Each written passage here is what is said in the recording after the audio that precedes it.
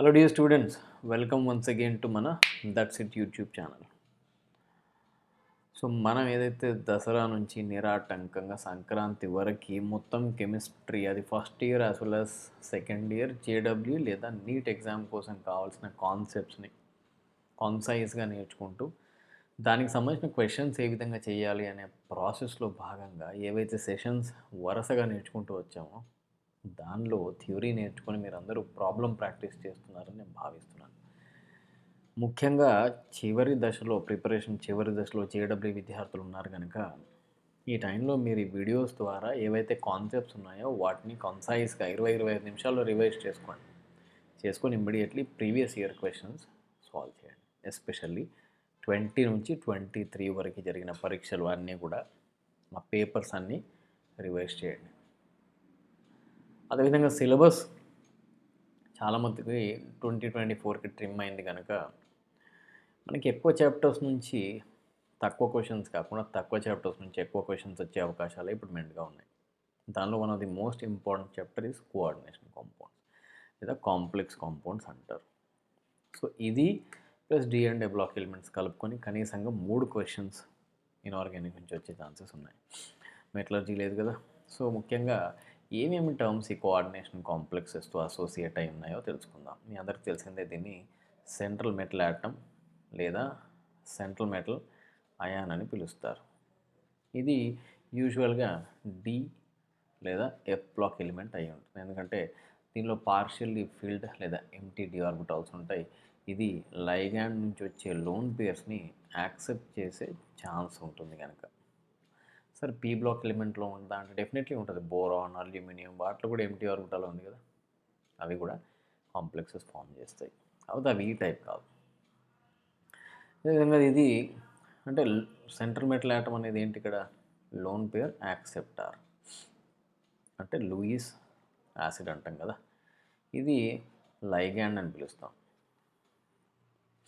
Ligand అంటే lone pair donor. ఇప్పుడు దీనికి 2 ఆక్సిడేషన్ స్టేట్స్ ఉంటాయి. ఒకటేమో నార్మల్గా ఇప్పుడు ఈ కాంపౌండ్ ఎప్పుడైతే ఫామ్ అయిందో FeCN taken twice plus 4 moles of KCN ఎప్పుడైతే ఫామ్ అయిందో అప్పుడు దానికి ఉండే ఆక్సిడేషన్ స్టేటే +2, దాన్ని ప్రైమరీ వ్యాలెన్సీ అంటారు. దానికి ప్లస్ మైనస్లు పెట్టచ్చు. కానీ సెకండరీ వ్యాలెన్సీ అంటే number of ligands attach to the central atom, దీనే సెకండరీ వ్యాలెన్సీ అని పిలుస్తారు. దాన్ని కోఆర్డినేషన్ నెంబర్ అని కూడా అంటాం. ఓకే, సో ఇక్కడ లైగాండ్స్ విషయానికి వస్తే ఏదైతే సెంట్రల్ ఆటమ్ మీద లోన్ పేర్స్ ఉన్నాయో దానికి సెంట్రల్ మెటల్ ఆటమ్కి లోన్ పేర్స్ ఇచ్చే గుణం ఉంటుంది కనుక వాటన్నిటిని లైగాండ్స్ అని పిలుస్తారు. సెంట్రల్ మెటల్ ఆటమ్కి లోన్ పేరు ఇవ్వగలిగే తత్వం ఉన్న అన్నిటిని కూడా లైగాండ్స్ అని పిలుస్తారు. ఇవి usually the central atom having the lone pair of electrons from A non metallic category. ఇది మెటల్కి లోన్ పేర్స్ ఇస్తుంది, డేటివ్ బాండ్ అనేది ఫామ్ చేస్తుంది. సో ఈ రెండింటి మధ్య డేటివ్ బాండ్ ఫామ్ అయింది. సో దీనిలో చాలా రకాలు ఉంటాయి.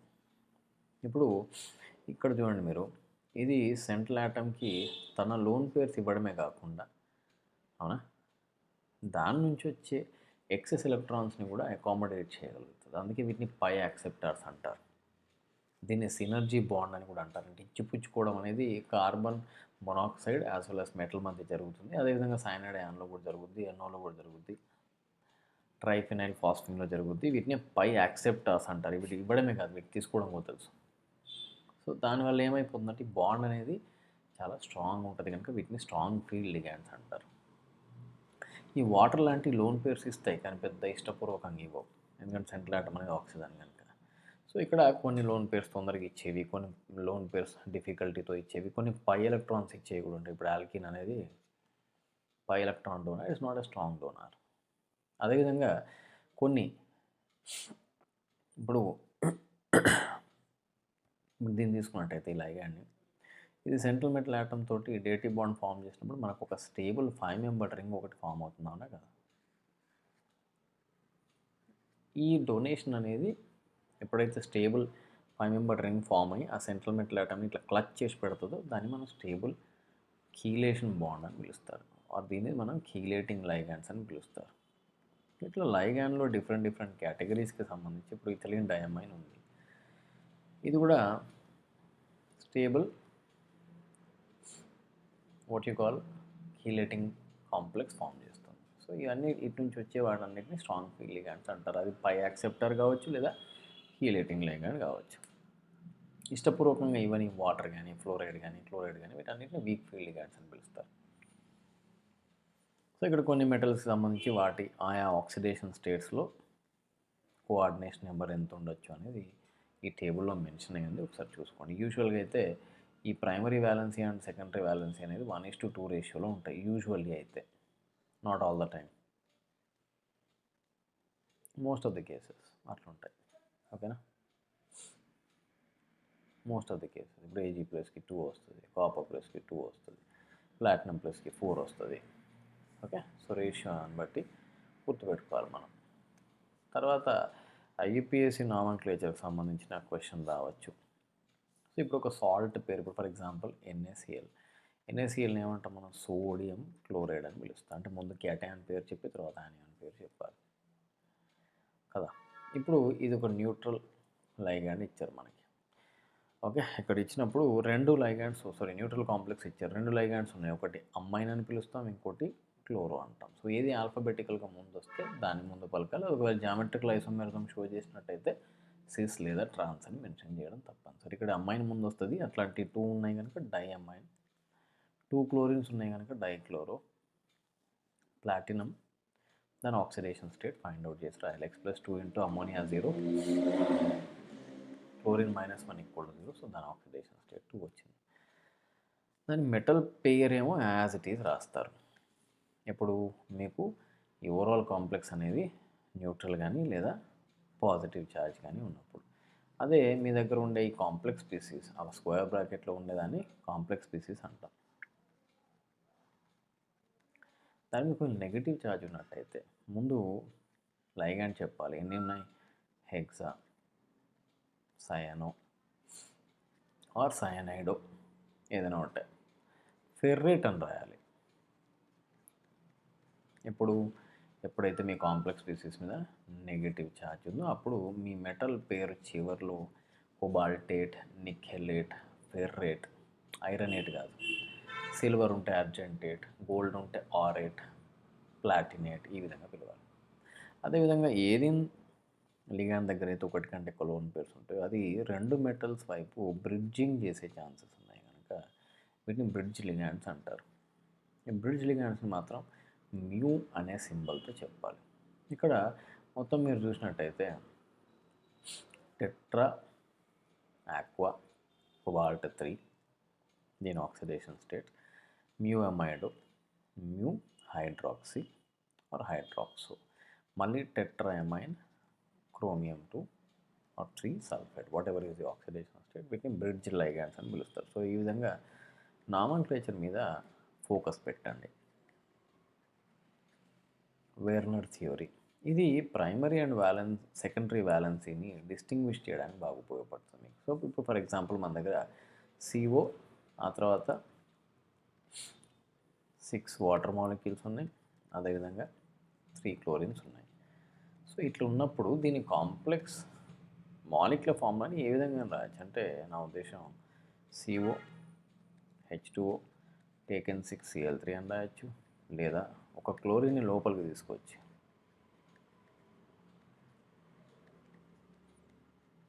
దాని హైడ్రేట్ ఐసోమర్ రాయొచ్చు, లేదంటే 2 క్లోరిన్ల లోపలికి తీసుకొచ్చి 3 తీసుకురాలేము, ఇట్లా కూడా రాయొచ్చు. అంటే దీన్ని బట్టి మనం ఎన్ని క్లోరిన్స్ బయట ఉన్నాయి, దాని ఎలక్ట్రికల్ కండక్టివిటీ ఏ విధంగా ఉందనేది తెలుసుకునే ఛాన్సెస్ ఉంటాయి. ఇక్కడ ప్రైమరీ వ్యాలెన్సీ మీరు ఏదైతే రాస్తున్నారో ఆక్సిడేషన్ స్టేట్ ఏదైతే ప్రైమరీ వ్యాలెన్సీ ఉందో దాన్ని డాటెడ్ లైన్తో చూపిస్తారు, సెకండరీ వ్యాలెన్సీని థిక్ లైన్స్ చూపిస్తారు. ఇప్పుడు నేను ఇది రాసానంటే COH2, ఇప్పుడు చూడండి H2Oలకు అన్నిటికి కూడా థిక్ లైన్ ఉంది కదా, అవునా. 1 2 3 4 5 5 మాత్రమే ఉన్నాయి కదా. ఒక క్లోరిన్కి మాత్రం 2 లైన్స్ ఉన్నాయి, డాటెడ్ ఉంది, at the same time thick ఉంది. అంటే అది primary valency as well as secondary వ్యాలెన్సీకి కంట్రిబ్యూట్ చేస్తుంది. సో దీన్ని బట్టి ఇది ఎన్ని మోల్స్ AgNO3తో రియాక్ట్ అయ్యి AgCl ఇస్తుందో కూడా చెప్పొచ్చు. సో ఈ విధంగా ఎలక్ట్రికల్ కండక్టెన్స్ లేదా ప్రెసిపిటేషన్ ప్రాపర్టీస్ చెప్పడానికి వర్నర్ థియరీ అనేది బాగా ఉపయోగపడుతుంది. ఆ తర్వాత వ్యాలెన్స్ బాండ్ థియరీ మీద, హైబ్రిడైజేషన్ మీద క్వశ్చన్ వచ్చే ఛాన్సెస్ ఉన్నాయి.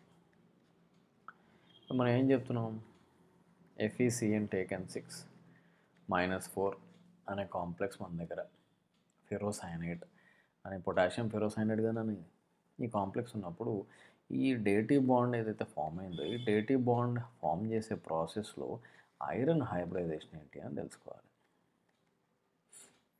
అంటే ఇక్కడ మనకి లైగాండ్ వస్తుంది అంటే డెఫినెట్లీ మనకు ఖాళీ ఆర్బిటాల్స్ కావాలి. ఇది కోవలెంట్ బాండ్ ఫామ్ చేసినట్టు అన్పేర్డ్ ఎలక్ట్రాన్స్ రావడం కాదు, లైక్ అమోనియా, వాటర్.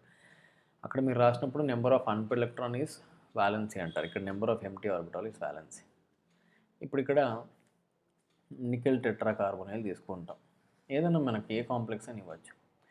ఇచ్చినప్పుడు ముందు దాని సెంట్రల్ ఆటమ్ది వ్యాలెన్స్ ఎలక్ట్రానిక్ కాన్ఫిగరేషన్ రాయాలి ముందు, అవునా. Nickel oxidation state is 0 because carbon monoxide is 0. So nickel organ అంటే 18 + 2 20 28 ఎలక్ట్రాన్స్ని ఈ విధంగా అరేంజ్ చేశారు. మీరు చేసిన తర్వాత మీకు ఏది లైగాండ్ ఇచ్చారో చూసుకోండి. ఒకవేళ స్ట్రాంగ్ ఫీల్డ్ లైగాండ్ ఇచ్చారనుకోండి బ్యాలెన్స్ బాండ్ థియరీలో, అప్పుడు పేరింగ్ ఎనర్జీ అనేది ఎక్కువ ఉంటుంది. ఎందుకంటే ఎలక్ట్రాన్స్ అనేవి, అది మనం క్రిస్టల్ ఫీల్డ్ థియరీలో చూస్తాం, ఎలక్ట్రాన్స్ అనేవి పేరప్ అయిపోతుంది. అంటే ఇప్పుడు ఇక్కడున్న 4s2 3d8 కదనన్న, ఈ 4s2 3d8లో ఉన్న ఎలక్ట్రాన్స్ అనేవి దీనిలో రీఅరేంజ్ అవుతాయి. అప్పుడు మీకు 4 ఆర్బిటాలు ఖాళీ అవుతాయి. సో హైబ్రిడైజేషన్ sp3 అని చెప్పాలి. జామెట్రీ విషయానికి వస్తే టెట్రాహెడ్రల్ అని చెప్పాలి. దీని కోఆర్డినేషన్ నెంబర్ 6 4 అనే దాన్ని బట్టి మీరు క్వశ్చన్ సాల్వ్ చేసుకోవాలి. ఇంకొక ఎగ్జాంపుల్ తీసుకున్నాను, ప్లాటినం సంబంధించిన ఎలక్ట్రానిక్ కాన్ఫిగరేషన్, అవునా కదా, 4f సిరీస్ కదా. సో ఇప్పుడు క్లోరిన్ అనేది వీక్ ఫీల్డ్ లిగాండ్. అది ఏ ఫీల్డ్ లిగాండ్ అయినా సరే మనకి ఒకవేళ పేరప్ అయ్యే ఛాన్సెస్ ఉన్నట్టయితే అది కంపల్సరీగా పేరప్ అయ్యి మనకి ఎంటీ ఆర్బిటాల్స్ని మిగిలిస్తుంది. So remember that all platinum complexes are DsP2 in hybridization. That means all the time దీని జామెట్రీ అనేది ప్లాటినం నువ్వు ఏ లిగాండ్ అయినా పెట్టుకో, any oxidation state of platinum is square planar in geometry. అదేవిధంగా ఇక్కడ కొన్ని కాంప్లెక్సెస్కి నేను హైబ్రిడైజేషన్ ఎట్లా రాయాలో చూపించిన. స్ట్రాంగ్ ఫీల్డ్ లిగాండ్ అయితే పేరప్ చేయండి, లేకపోతే అవసరం లేదు. ఒకవేళ పేరప్ అయ్యే అవకాశాలు ఉంటే పేరప్ చేసేయండి, లైక్ ప్లాటినంలో అయినట్టు. సో ఇక్కడ క్రిస్టల్ ఫీల్డ్ థియరీ ఒకసారి చదివేద్దాం. ఓకేనా, this is what we can say is a detailed version of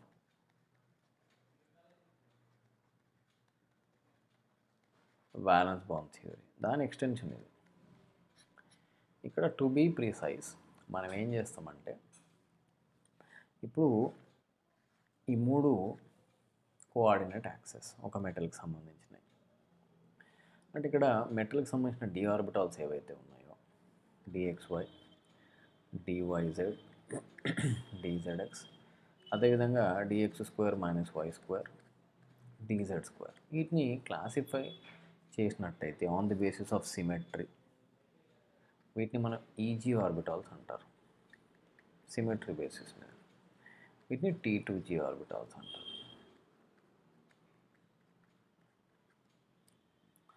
ఇవేమో మనకు తెలిసిందే along the access, coordinate access ఉంటాయి ఇట్లా. ఏవి dx² - y². ఒక్క నిమిషం నాన్న, ఇట్లుంటాయి. ఇది దీని షేప్. dz² కూడా అంతే కదరా, ఇట్లా అలాంగ్ ది యాక్సెస్ ఇది. అదే ఈజీ ఆర్బిటాల్స్ అని మధ్యలో ఉంటాయి ఇట్లా ఇన్ బిట్వీన్. సో ఇది xy అయితే dxy అంటాం, yz dzx, ఇట్లా 3 రకాల ఆర్బిటాల్స్ ఉంటాయి. సో ఇప్పుడు లైగాండ్ అప్రోచ్ అయినప్పుడు నెంబర్ ఆఫ్ లైగాండ్స్ని బట్టి ఈ స్ప్లిట్ అనేది జరుగుతుంది. తప్పు రాసినట్టున్నాం ఇక్కడ మనం. ఇది T2G, అవునా? ఇది ఈజీ, తప్పు రాసి. దీస్ ఆర్ కాల్డ్ ఏంటది T2G ఆర్బిటాల్స్ అండ్ ఇది ఈజీ ఆర్బిటాల్స్. సో ఇక్కడ ఎప్పుడైతే మనకి కోఆర్డినేషన్ నెంబర్ 6 ఉందో ఈజీ ఆర్బిటాల్స్ ఏవైతే ఉన్నాయో అవి ఎక్కువ రిపల్షన్కి గురవుతాయి. ఎందుకంటే ఎక్కువ ఉన్నాయి కదా, ఎక్కువ ఉన్నప్పుడు అరౌండ్ ది యాక్సిస్ వచ్చే ఛాన్సెస్ కూడా ఎక్కువ ఉంటాయి లైగాండ్స్ ఎక్కువ ఉన్నప్పుడు. అప్పుడు ఈజీ ఆర్బిటాల్స్ ఏవైతే నువ్వు రాసావో దానిలో స్ప్లిట్ అనేది ఎక్కువ. సో ఇది 3/5 మొత్తం డెల్టా అనుకుంటే ఈ గ్యాప్ని, ఈ రెండు ఆర్బిటాల్స్ మధ్య వచ్చే గ్యాప్ని 3/5 of the delta is taken by easy orbital for repulsion and 2/5 అనేది దీనికి పోతుంది. ఈ గ్యాప్ని క్రిస్టల్ ఫీల్డ్ స్ప్లిట్టింగ్ ఎనర్జీ అంటాం. నీకు ఎంత స్ట్రాంగ్ ఫీల్డ్ లిగాండ్ తీసుకుంటే అంత ఈ వాల్యూ ఎక్కువ ఉంటుంది. ఓకేనా? సో గ్యాప్ ఎక్కువ ఉంది కనుక పేరింగ్ ఎనర్జీ అనేది క్రిస్టల్ ఫీల్డ్ ఎనర్జీ కంటే ఎక్కువ ఉంటుంది. ఎప్పుడు స్ట్రాంగ్ ఫీల్డ్ లిగాండ్ తీసుకున్నప్పుడు ఇది గుర్తుపెట్టుకోండి. Strong field ligand week field ligand తెలియాలంటే మాత్రం ఈ స్పెక్ట్రోకెమికల్ సిరీస్ ఇది ఏదైతే ఆర్డర్ ఇచ్చానో నేను అది ఫాలో కావాలి.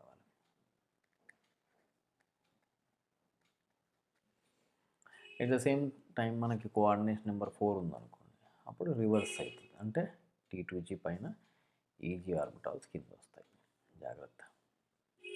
ఇక్కడ కొన్ని ఆర్బిటాల్స్ సంబంధించిన ఇప్పుడు ఇక్కడ మనం ఏమవుతుంది, ఇక్కడ ఎనర్జీ డిఫరెన్స్ అనేది if T2G and easy orbitals మధ్య ఎనర్జీ డిఫరెన్స్ ఎక్కువ ఉందనుకోండి, ఇది దేని మీద డిపెండ్ అవుతుందని చెప్పిన నేను. ఒకటి స్ట్రెంగ్త్ ఆఫ్ లిగాండ్, ఇంకోటి charge on the atom, central metal ion. ఈ రెండింటికి డైరెక్ట్లీ ప్రపోర్షన్ ఉంటుంది.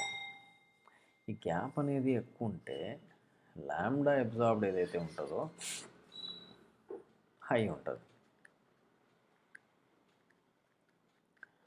ఫర్ లాంబ్డా ఎమిటెడ్ అనేది లో ఉంటుంది. సో దాన్ని బట్టి మనం ఇక్కడ కలర్ డిసైడ్ చేస్తాం. ఇక్కడ మనకి ఏం లిగాండ్స్ ఇచ్చిందనే దాన్ని బట్టి ఉంటుంది. స్ట్రాంగ్ ఫీల్డ్ లిగాండ్ ఇస్తే ఒకలాగా, వీక్ ఫీల్డ్ లిగాండ్ ఇస్తే ఒకలాగా ఉంటుంది. ఇది at the same time this also depends upon the charge. At the same time ఇంకొక విషయం, ఇక్కడ ఈ లాంబ్డా అబ్జార్బ్డ్ అనేది మనం D&A బ్లాక్లో చదువుకున్నట్టు directly proportional to number of unpaired electrons also. Okay, so ఇవన్నిటి క్యూములేటివ్ ఎఫెక్టే ఇది. తర్వాత ఐసోమెరిజం విషయానికి వస్తే, ఇప్పుడు ఈ రెండింటిని మనం అయనైజేషన్ ఐసోమెరిజం అంటారు. అంటే ఇక్కడ నువ్వు ఏదైతే అయనైజేషన్ స్పేర్లో రాస్తున్నావో ఇది లోన్ పేరు డోనార్ కూడా అయ్యి ఉండాలి. నైట్రేట్, సల్ఫేట్, కార్బోనేట్, క్లోరైడ్, ఈ విధంగా ఇవి రెండు ఇంటర్చేంజ్ అయినప్పుడు ఈ రెండింటి మధ్య అయనైజేషన్ ప్యాటర్న్ మారింది. ఇక్కడ నుంచి నైట్రేట్ అయాన్స్ వస్తాయి, ఇక్కడ నుంచి సల్ఫేట్ అయాన్స్ వస్తాయి. అంటే ఇప్పుడు మనం ఇప్పుడు ఈ మిక్చర్ తీసుకొని ఒకవేళ బేరియం క్లోరైడ్ వేసినట్టయితే ఇది నుంచి బేరియం సల్ఫేట్ ప్రెసిపిటేట్ వస్తుంది తప్ప దీని నుంచి రాదు. సో ఈ రెండింటిని డిస్టింగ్విష్ చేయడానికి ఈ రియాక్షన్ అనేది ఉపయోగపడుతుంది. ఆ తర్వాత హైడ్రేట్ ఐసోమెరిజం ఇంతకుముందే చూసాం మనం. ఒక ఎంపెరికల్ ఫార్ములా ఇస్తే దాన్ని అనేక విధాలుగా రాయొచ్చు. H2Oని హైడ్రేట్ లాగా వాడినట్టయితే వెర్నర్ థియరీలో చదువుకున్నాం. సో ఇట్లా వాటర్ మాలిక్యూల్ని హైడ్రేట్ రూపంలో, వాటర్ ఆఫ్ క్రిస్టలైజేషన్ రూపంలో రాసినట్టయితే వాటి కండక్టెన్స్ మారింది. ఎందుకంటే దీన్ని 1:3, ఇదంతా ఒకటి 3 మోల్స్, ఇదంతా ఒకటి 2 మోల్స్, ఇదంతా ఒకటి 1:1 అంటారు. సో దీన్ని హీట్ చేస్తే 1 మోల్ ఆఫ్ వాటర్, దీన్ని హీట్ చేస్తే 2 మోల్ ఆఫ్ వాటర్, దీన్ని హీట్ చేస్తే ఏమీ లేదు. ఇక్కడ 3 మోల్స్ ఆఫ్ AgCl వస్తుంది. AgNO3 రియాక్షన్ చేస్తే ఇక్కడ 2 మోల్స్ వస్తుంది ఇక్కడ. సో ఈ విధంగా చూసుకోవాలి మనం. ఇంకొన్ని ఐసోమర్స్ చదువుదాం.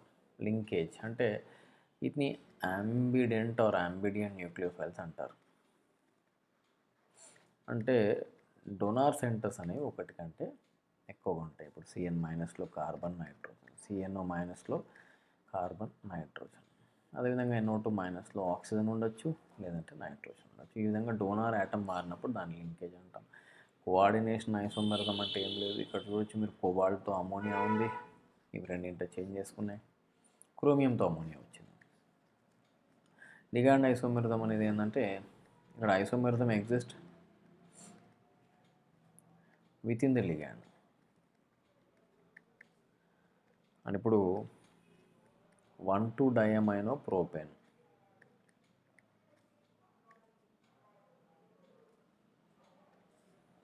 1,2 డయామైనో ప్రోపేన్, దీన్ని పిఎన్ అని పిలుస్తాం.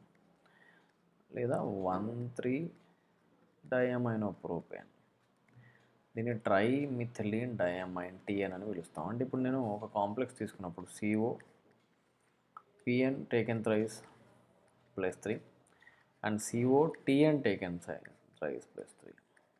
ఇవి రెండు ఒకదానికొకటి లైగాండ్లో మార్పు వచ్చింది, అవునా? ఈ జామెట్రికల్ ఐసోమెరిజం, ఆప్టికల్ ఐసోమెరిజం అంటే స్టీరియో ఐసోమెరిజం విషయానికి వస్తే టెట్రాహెడ్రల్ కాంప్లెక్సెస్లో జామెట్రికల్ ఐసోమెరిజం ఉండదు. స్క్వేర్ ప్లేనార్ కాంప్లెక్సెస్లో ఆప్టికల్ ఐసోమెరిజం ఉండదు. ఆప్టికల్ ఐసోమెరిజం కావాల్సింది ప్లేన్ ఆఫ్ సిమెట్రీ ఉండకూడదు, అండ్ ఖచ్చితంగా స్క్వేర్ ప్లేనార్లో ప్లేన్ ఆఫ్ సిమెట్రీ కనిపిస్తుంది. మనం దీన్ని ఇట్లా అలాంగ్ దట్ ఈ ప్లేన్లో కట్ చేసుకుంటూ పోతే ఇది సమానంగా కట్ అవుతుంది కనుక ఇది ఉండదు, గుర్తుపెట్టుకోండి. టెట్రాహెడ్రల్లో జామెట్రికల్ ఉండదు,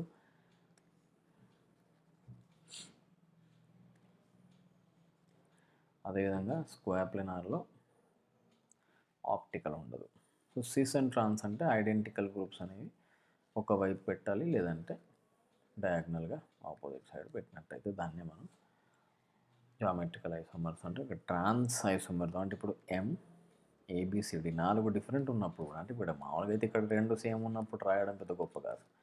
4 డిఫరెంట్ ఉన్నప్పుడు కూడా AC opposite to each other, AB opposite to each other, AT opposite to each other trans isomerism అంటారు ఇది. సో 3 వస్తే అదే 6 కోఆర్డినేషన్ నెంబర్తో అయితే 15 వస్తే గుర్తుపెట్టుకోండి. సో ఇక్కడ సేమ్ సైడ్ ఉంటే సిస్ అని, ఆపోజిట్ ఉంటే ట్రాన్స్ అని పిలుస్తాం. అదే 3 గ్రూప్స్ ఉన్నాయనుకోండి మనకి ఇప్పుడు. So you can see that 3 groups are at the same side of the plane of the molecule. Facial అంటారు దాన్ని, ఫేషియల్. ఇది కూడా ఒక కైండ్ ఆఫ్ జామెట్రికల్ ఐసోమెరిజమే. అంటే ఏంటిది A3B3 ఒక 2 మాత్రమే ఉన్నాయి అనుకోండి ఒకవైపు, అట్లీస్ట్ ఒక 2 ఆపోజిట్లో ఉన్నాయి, మెరీడియోనల్ అంటారు దీన్ని.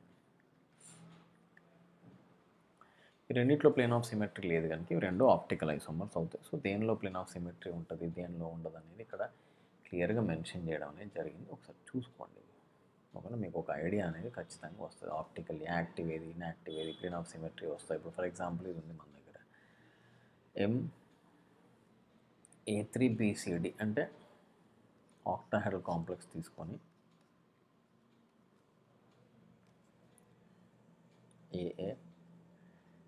AABCD పెట్టినట్టయితే, ఓకేనా, ఒకటే వైపు 2 గ్రూప్స్ వచ్చినట్టయితే దాన్ని ఆప్టికల్లీ ఇన్యాక్టివ్ అని, రాకపోతే దాన్ని ఆప్టికల్లీ యాక్టివ్ అని పిలుస్తాం. ఇప్పుడు ఈ కాంపౌండ్ కోఆర్డినేషన్ నెంబర్ ఇది 4 ఇచ్చినట్టయితే, సో మనకి ఎన్ని వస్తున్నాయి, ఒక నిమిషం. సో కోఆర్డినేషన్ నెంబర్ 4 ఇచ్చినట్టయితే ఎన్ని జామెట్రికల్ వస్తాయో చూసుకోండి. మొత్తం 4 వచ్చినాయి కదా. దీనిలో ఏవి ఆప్టికల్, అవును కదా, ఇదొక జామెట్రికల్ ఐసోమర్, దానికి 3 ఒకే వైపు ఉన్నాయి కదా, దీన్ని సిస్ అనొచ్చు. సో ఒకవేళ నువ్వు దాన్ని మార్చినావంటే ఇది అట్లీస్ట్ ఒక 2 ఒక వైపు పెట్టి ఇంకో దాన్ని మార్చినట్టయితే, అంటే ఇంకో దాన్ని పక్కనే పెట్టకూడదు. BCD ఉందా, మళ్ళీ పక్కనే పెట్టకూడదు, పక్కన పెట్టకుండా డిఫరెంట్ పొజిషన్లో పెట్టాలి దాన్ని. ఓకే, ABCD పెట్టినట్టయితే ఇంకొక జామెట్రికల్ ఐసోమర్. సో ఈ విధంగా అరేంజ్మెంట్ అనేది మార్చుకుంటూ పోవాలి. So optically active, optically inactive అనేది ఇక్కడ చూపించడం జరిగింది. సో క్లియర్గా చూడండి. ఇప్పుడు ఒకవేళ మనకి సిస్ ఐసోమర్ ఉందనుకోండి, suppose you have any cis isomer,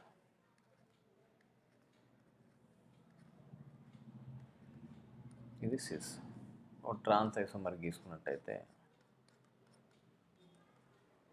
sys కానీ ట్రాన్స్, ఇక్కడ ట్రాన్స్ అంటూ యాజ్ సచ్ ఏమీ ఉండదు.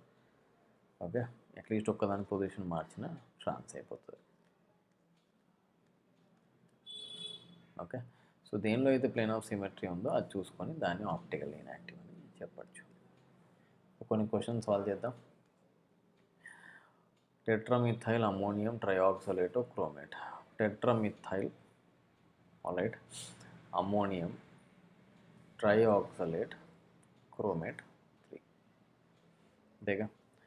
సిడ్జివి ఎఫెక్టివ్ అటామిక్ నెంబర్ EAN అంటే దిస్ అ ఫార్ములా. ఇది ఏం చెప్తుంది అంటే దీని ఎఫెక్టివ్ అటామిక్ నెంబర్ అనేది నియరెస్ట్ నోబెల్ గ్యాస్ వచ్చినట్టయితే atomic number of nearest noble gas అది స్టేబుల్ అని చెప్తాం.